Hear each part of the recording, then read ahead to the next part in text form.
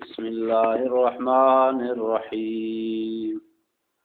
वयक़ूलुल्लज़ीना आमनू लौला नुज़्ज़िलत सूरह फ़इज़ा उन्ज़िलत सूरतुम मुहकमतुन वज़ुकिर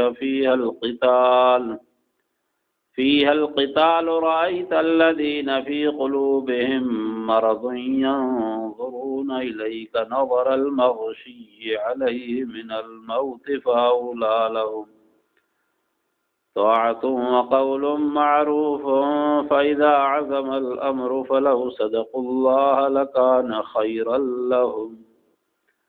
अल्लाहुम्मा सल्लि अला मुहम्मदिन व अला आलि मुहम्मद कमा सल्लैता अला इब्राहीम व अला आलि इब्राहीम इन्नका हमीदुम मजीद। अल्लाह पाक फरमायो, ऐं मोमिन चवंदा आहिनि त का सूरत छो न नाज़िल कई वई। पोइ जॾहिं पधरीअ माना वारी सूरत नाज़िल कई वञे ऐं हुन में जिहाद जो ज़िक्र कयो वञे, रअयतल्लज़ीना फ़ी क़ुलूबिहिम मरज़ुन यंज़ुरूना इलैका नज़रल मग़शिय्यि अलैहि मिनल मौत।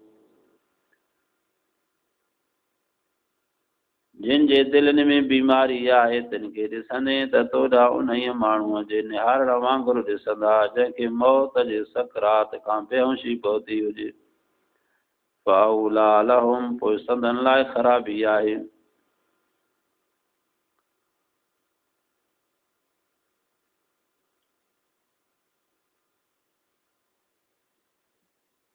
अहिड़ी सूरत जंहिंमें जिहाद जी मोकल हुजे। मोमिन चवनि पिया त अहिड़ो को हुकुम नाज़िल थिए आकाम ते मुश्तमिल आहे जेके मनसूख थियण वारा न आहिनि ऐं पंहिंजे वक़्त ते पूरा लहनि था। पर मुनाफ़िक जॾहिं जिहाद जो हुकुम नाज़िल थिए पियो त ॼण त ईअं उनजे मथां सकरात आहे, ईअं घबराइजी वञनि पिया।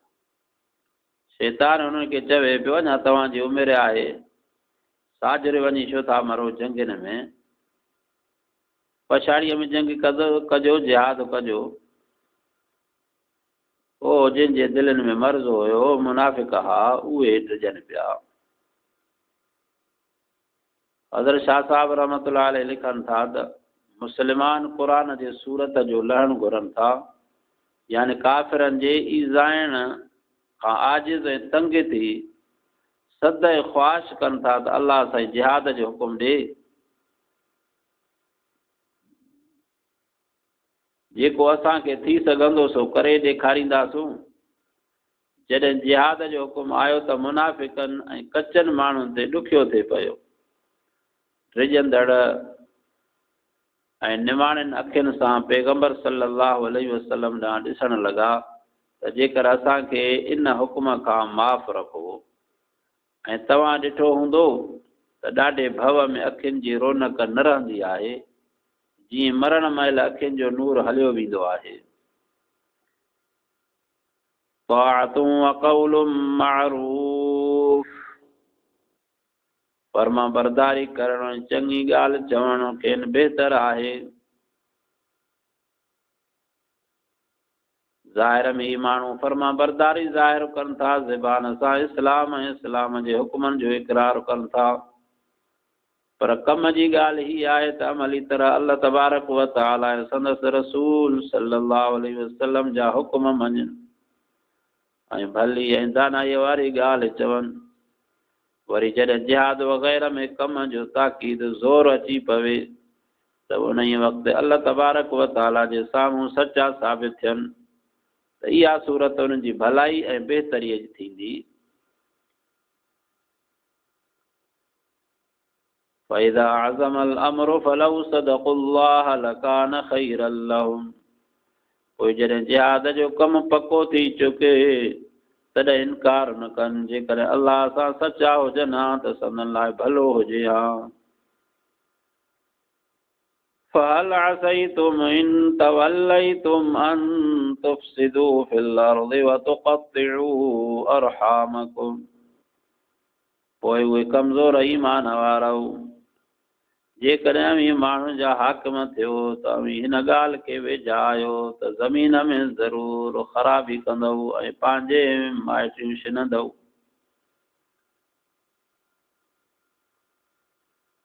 आम करे माण्हू हुकूमत इक़्तिदार जे नशे में इंसाफ़ ऐं एतिदाल ते क़ाइमु न रहंदा आहिनि। दुनिया जो हिर्स अञा घणो वधी वेंदो आहे। पोइ माल ऐं मर्तबे जे शिकताण ऐं गर्ज़ परस्तीअ में जहिड़ा झगड़ा पैदा थींदा आहिनि, जंहिंजो आख़िरी नतीजो आम फितनो फ़साद हिक ॿिए खां क़तउ तालुकी थींदो आहे। जान खां तंग थी जिहाद जो आरज़ू सद ऐं ख़्वाहिश कयो था। जेकॾहिं तव्हांखे अल्लाह ताला ग़ालिब करे फ़साद न कजो। तवल्लई तुंहिंजी माना हुकूमत मिलण जी सूरत में आहे, पर तवल्ला जी माना फिरी वञण जी सूरत में मतिलबु ही थींदो त जेकॾहिं तव्हां अल्लाह ताला जे राह में जिहाद करण खां मुंहुं फेरींदव त ज़ाहिर आहे त दुनिया में अमन इंसाफ़ क़ाइमु न थी सघंदो। जॾहिं दुनिया में अमन इंसाफ़ न रहियो त ज़ाहिर आहे फ़साद, बदअमनी, हक़ जी निशानस्ती जेकॾहिं केॾांहुं वधी वेंदी। ऐं बाज़नि हिन तरह तफ़सीर कयो आहे त जेकॾहिं तव्हां ईमान आणण खां मुंहुं मोड़ींदव त जाहिलियत जे ज़माने वारी हालत मोटी ईंदी। जेके ख़राबियूं ऐं फ़साद उन वक़्तु हा ऐं थोरे थोरे मामूली ॻाल्हि ते माइटी मिटी छिनी ख़तमु कई वेंदी हुई, उहो समूरो नक्शो वरी क़ाइमु थी वेंदो। ऐं जेकॾहिं आयत में ख़ासि मुनाफ़िक़नि सां ख़िताब मञियो वञे त पोइ हिकु मतिलबु ही बि थी सघे थो त जेकॾहिं जिहाद खां मुंहुं मोड़ींदव त तव्हां मां हीअ उमेद थी सघे थी जो पंहिंजनि मुनाफ़िकी वारनि शरारतुनि सां मुल्क में ख़राबी मचाईंदव ऐं जिन मुस्लमाननि सां तव्हांजो माइटियूं ऐं रिश्ता आहिनि उन जे बिल्कुलु परवाह न कंदे पंहिंजे कुटुंब समेत काफ़िरनि जा मददगार थींदव। हुकूमत जे गुरूर में अंधा ॿोड़ा थी ज़ुल्म करणु लॻा, पोइ कंहिंजे सम्झाइण सां न सम्झा अल्लाह जी लानत सफ़ा सख़्तु दिलि बणाए छॾियईं ऐं उहो सभु कुझु उन्हनि जी सलाहियत जे कोताही ऐं ग़लति शइ पसंदि करण करे थियो। अल्लाह तबारक व तआला अहिड़े हवस ऐं नशे खां बचाए जो माण्हू ज़ुल्म ते काहे पवे। अल्लाह पाक फरमायो उलाइका लज़ीना लअनहुमुल्लाहु फअसम्महुम व अअमा अबसारहुम। इहे उहे आहिनि जिन खे अल्लाह लानत कई, पोइ खेनि ॿोड़ो कयाईं, संदन अखियूं अंधियूं कयाईं। जो कंहिं शइ जी शनास ई न रहे। अफला यतदब्बरून अलक़ुरआन अम अला क़ुलूबिन अक़फ़ालुहा। छा क़ुरान में गौर न कंदा आहिनि या दिलनि ते उन्हनि जा ताला लॻल आहिनि। मुनाफ़िक़ क़ुरान में गौर नथा कनि या उन्हनि जे शरारतुनि जे करे संदन दिलनि ते कुल्फ़ पइजी विया आहिनि जो नसीहत जे अंदरि वञण जो रस्तो ई न रहियो आहे। जेकर क़ुरान सम्झण जी तौफ़ीक़ मिले न त आसानीअ सां सम्झी वठनि हा। जिहाद में केतिरा सारा दुनियावी आख़िरी फ़ाइदा आहिनि।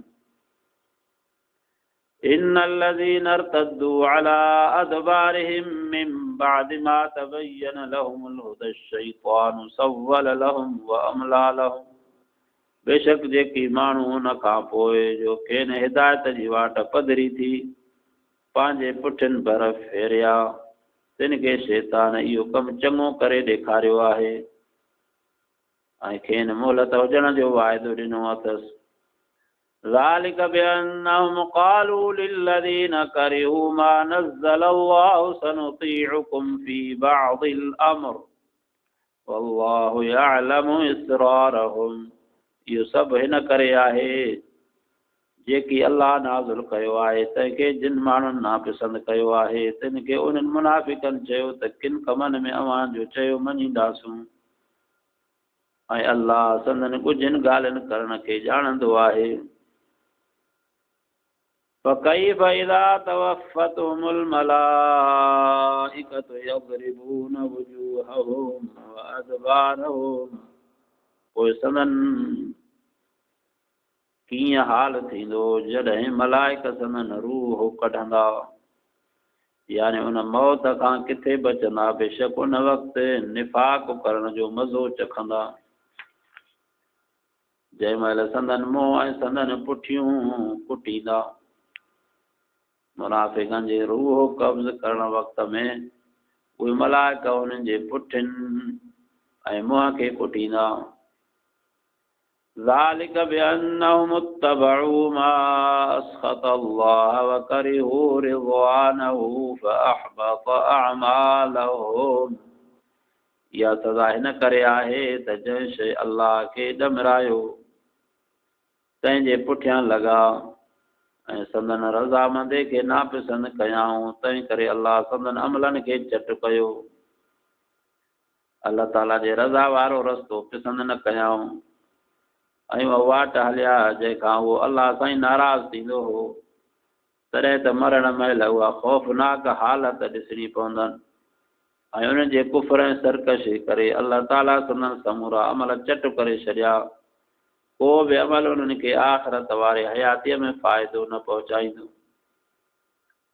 अम हसिब الذين في قلوبهم مرض أن لن يخرج الله أضغانهم। जिन जे दिलनि में बीमारी आहे तिन भाइयों आहे, छा त अलाह संदन दिलनि जा साड़ कॾहिं पधरा न कंदो। अलाह त दिलनि जे राज़नि खे बि ॼाणण वारो आहे त हू अंदर में पचनि पिया मुस्लमाननि खां। वलौ नशाउ लअरैनाकहुम फलअरफ्तहुम बिसीमाहुम वलतअरिफन्नहुम फी लहनिल क़ौलि वल्लाहु यअलमु अअमालकुम। ऐं जेकॾहिं घुरूं हा त उहे तोखे ॾेखारियूं हा, पोइ संदन चेहरनि मां खेनि सुञाणे हा ऐं ज़रूरु खेनि ॻाल्हाइण जे ढंग में मालूम करे हा, ऐं अलाह अव्हां जा करतूत ॼाणंदो आहे। वलनबलुवन्नकुम हत्ता नअलमल मुजाहिदीन मिनकुम वस्साबिरीन वनबलुव अख़बारकुम। ऐं ज़रूरु अव्हां खे परखींदासूं त अव्हां मां मुजाहिदनि ऐं साबिरनि खे मालूम करियूं ऐं अव्हां जा अहवाल जाचूं। इन्नल्लज़ीन कफ़रू वसद्दू अन सबीलिल्लाहि वशाक़ुर रसूल मिन बअदि मा तबय्यन लहुमुल हुदा लन यज़ुर्रुल्लाह शैया। बेशक जिन कुफ्र कयो ऐं अल्लाह जे वाट खां झलियो ऐं खेनि हिदायत जी वाट पधरी थी, तंहिंखां पोइ पैगंबर जी मुखालिफ़त कयाऊं से अल्लाह जो कुझु नुक़सान न कंदा। वसयुहबितु अअमालहुम। ऐं अल्लाह संदन अमल सिगो ई चट कंदो। या अय्युहल्लज़ीन आमनू अतीउल्लाह व अतीउर रसूल वला तुब्तिलू अअमालकुम। हे ईमान वारो, अल्लाह जो चयो मञो ऐं पैगंबर जो चयो मञो ऐं पंहिंजा अमल न विञायो।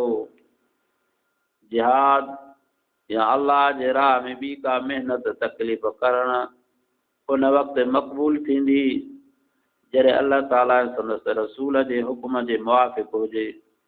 रुगो पंहिंजे तबियत जे शौक़ या नफ़्स जे ख़्वाहिश जे करे कमु न कयो। ऐं जेकॾहिं न त अहिड़ा अमल ईअं ई बेकार ऐं चट थी वेंदा। मुस्लमान जो उहो कमु न आहे त जेको नेक अमल करे चुको आहे या करे रहियो आहे उनखे कंहिं तरह बि ज़ाया ऐं बर्बाद थियणु ॾे। नेक कम खे न अदम छॾिबो, न रिया ऐं ॾेखाव, पाण पढ़ाइण, गुरूर वग़ैरह सां उनखे बर्बाद न कबो। मुर्तद थियणु यानी इस्लाम खां फिरी काफ़िर थियण जी छा ॻाल्हि कजे, जेको हिक ई घड़ीअ में समूरनि नेक अमलनि खे बर्बाद ऐं ख़तमु करे छॾींदो आहे। अल्लाह पाक खां पनाह आहे त रब साईं अहिड़नि गुनाहनि खां बचाए जो उन हिकिड़े गुनाह करण जे करे सारी ज़िंदगीअ जा चङा कम ख़तमु थी वञनि, उनजो सवाबु ख़तमु थी वञे। अल्लाह खां दुआ आहे त रब साईं पंहिंजी फर्मा बरदारी ऐं रसूलुल्लाह सल्लल्लाहु अलैहि वसल्लम जे फरमा बरदारी करण जी तौफ़ीक़ अता फरमाए। इन्नल्लज़ीना कफ़रू वसद्दू अन सबीलिल्लाहि सुम्मा मातू वहुम कुफ़्फ़ारुन फ़लन यग़फ़िरल्लाहु लहुम। बेशक जिन कुफ़्र कयो ऐं माण्हुनि खे अल्लाह जे वाट खां झलियो वरी काफ़र थींदो आहे तिन खे अल्लाह कॾहिं न बख़्शींदो। फला तहिनू वतदऊ इला सल्मि व अंतुमुल अअलऊन वल्लाहु मअकुम वलन यतिरकुम अअमालकुम। पोइ सुस्त न थियो ऐं सुलह ॾांहुं न सरियो अवी ग़ालिब आहियो ऐं अल्लाह अव्हां सां साण आहे ऐं अव्हां जे अमलनि खे कॾहिं ज़ाया न कंदो। यानी कंहिं काफ़िर खे अल्लाह ताला न बख़्शींदो, ख़ासि करे उन्हनि काफ़िरनि खे जेकी ॿियनि खे अल्लाह ताला जे राह खां रोकण में लॻल आहिनि। मुस्लमाननि खे घुरिजे त काफ़िरनि जे मुक़ाबिले में सुस्त ऐं बेहिमत न थियनि ऐं जंग जे सख़्तियुनि खां घबराइजी सुलह लाइ न डोड़नि। ऐं जेकॾहिं न त दुश्मन शींहं थी दॿाईंदा वेंदा, इस्लाम वारी जमात खे मग़लूब ऐं ज़लील थियणो पवंदो। हा कंहिं वक़्तु इस्लाम मुस्लमाननि जे भलाई सुलह में नज़र अचे त उन वक़्तु सुलह करण में गुनाह न आहे। जीअं ईंदड़ सूरत में उन जो मतिलबु बयानु कयो वेंदो। घबराइण जी का ज़रूरत न आहे। जेकॾहिं सब्र ऐं इस्तिक़लाल ॾेखारींदव, अल्लाह जे हुकुम ते साबित क़दम रहंदव त अल्लाह ताला तव्हां सां गॾु आहे ऐं उहो तव्हांखे नेठि ग़ालिब कंदो। कंहिं तरह बि तव्हांखे टोटरे ऐं नुक़सान में न विझंदो ऐं न रहणु ॾींदो। दुआ आहे त अल्लाह तबारक व तआला दीन इस्लाम जे ते सही नमूने सां हलण जी रब साईं तौफ़ीक़ अता फरमाए। दीनी कम में इंसान अॻिते हुजे। दुनिया जो जहान इहो हिकिड़ो ॾींहुं पूरो थियण वारो आहे। इंसान जी जेका इहा थोरी ज़िंदगी आहे इहा आख़िरत जे कमनि जे लाइ आहे। असां समूरा मुस्लमान आख़िरत जे कमनि ॾे तरजीह कयूं, आख़िरत जे लाइ कमायूं। जो रसूलुल्लाह सल्लल्लाहु अलैहि वसल्लम जिन फरमायो अद्दुनिया मज़रतुल आख़िरा, दुनिया जो जहान आख़िरत जे जहान जे लाइ पोख आहे। दुआ आहे अल्लाह पाक मूंखे तव्हांखे जमी मुस्लमाननि खे चङनि कमनि करण जी तौफ़ीक़ अता फरमाए, बुरनि कमनि खां बचाए, वॾनि जे अदब करण जी तौफ़ीक़ अता फरमाए। व आख़िरु दाअवाना अनिल हम्दुलिल्लाहि रब्बिल आलमीन।